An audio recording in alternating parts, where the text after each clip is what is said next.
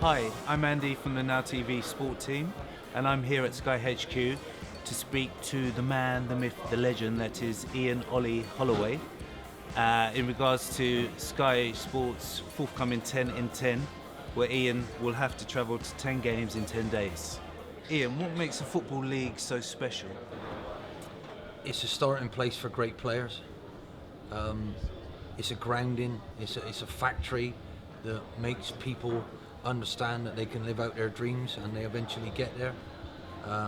You can do it through your own club and get your club there, like I did with Blackpool. We had a wonderful year in the Premier League, taking them all on. But it's where dreams are made, and it's where people's real lives start, because everybody in the country will have a team or other that they support through family connections, and the chance of trying and failing and then retrying and doing it again and succeeding in the end is my challenge in life, and football has given me that, and I like to thank it really. I wake up every morning and I'm thankful for that. I love the game so much.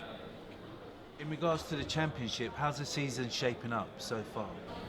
Exactly how as I expected. I predicted it's going to be the tightest it's ever been. Everybody's been improving.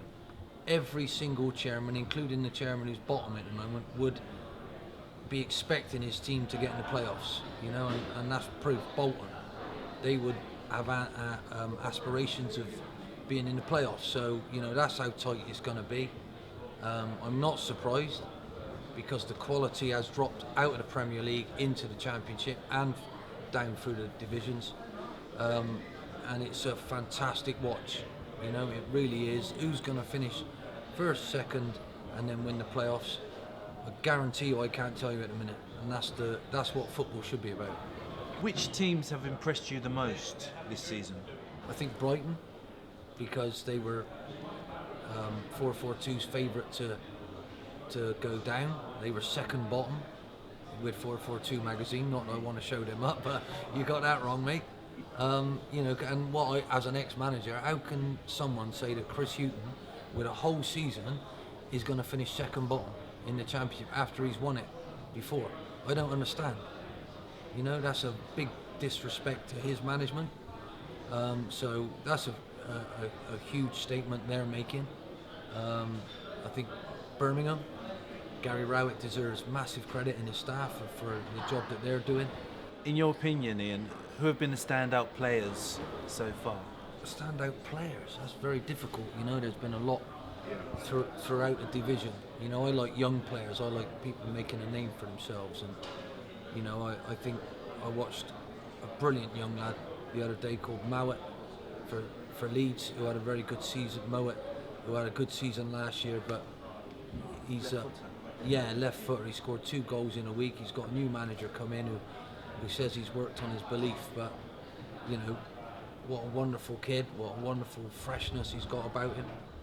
I love Tomar Hemed. I think he's made a huge impact at Brighton. The first time I saw him play, having talked to Chris about how do you feel the season's going to go in the first game, when they beat Nottingham Forest 1-0, he was waxing lyrical about this lad he's just signed, who's so fresh, who wants to win, who's so hungry to succeed, and it was Tomar Hemed. He just gets on the end of things in the box. I mean, that's a fantastic thing. The likes of having to pay $2.5 million to borrow someone is pretty scary, really, but Reading have had to do that with Vidra. He's made a huge difference to their team as well, so I think Nick Blackman deserves a mention as well. You did it at Blackpool and you did it at Crystal Palace. What's the key ingredient in a successful promotion push? Good players. Good players. And then those players have to have a mindset where they're together and united, and they think as one. They have a common goal, and both of those clubs had that. I was very fortunate enough to come into one group that already had it, and I very proudly built the other one with the help of all my staff and the chairman and all the crowd and all the people.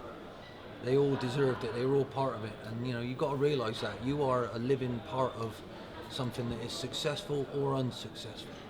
So please realise that, and how you feel and how your energy is really important. I watched Portsmouth the other day. I thought their manager was excellent. I thought their team was excellent. They drew 0-0 against a very, very good A.F.C. Wimbledon side. It was the best 0-0 I've ever seen. And the Pompey fans were moaning at the end. My advice to you is I wouldn't do that. Your manager made some tactical changes, which was really intelligent.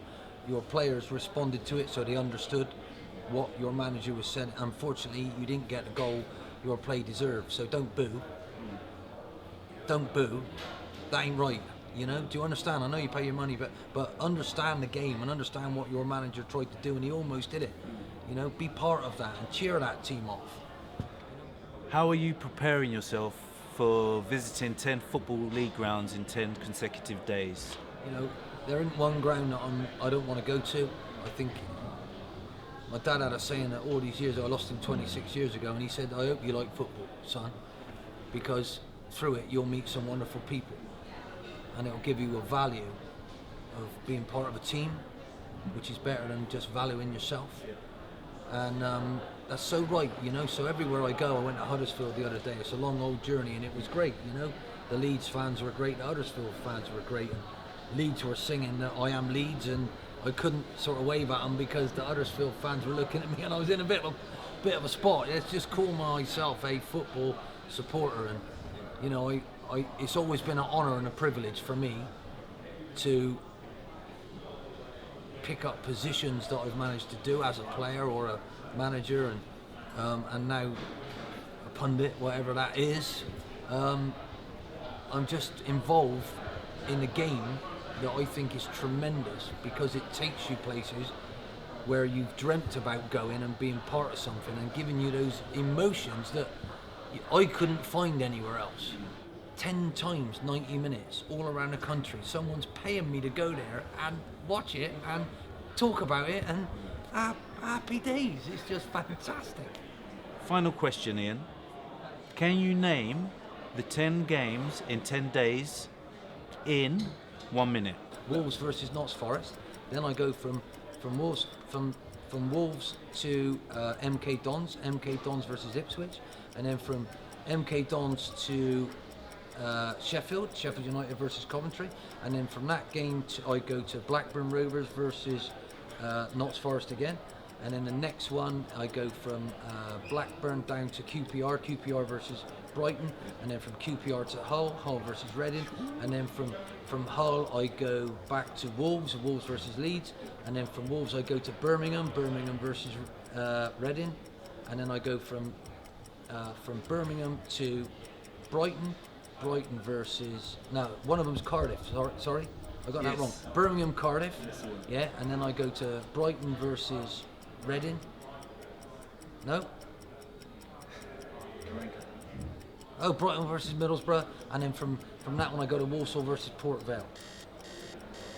10 out of 10? I won 10 out of 10, I was almost. That was 1 minute, and no, that was about... And it's 1,400 miles. 1,400 miles? Yeah. Wow. From my house to those places and back. Who's you know? driving? I don't know yet. There's a little rumour and I can't talk about it, but if it's me, happy days. Can you imagine my expenses sheet? It's going to be unbelievable. Come on.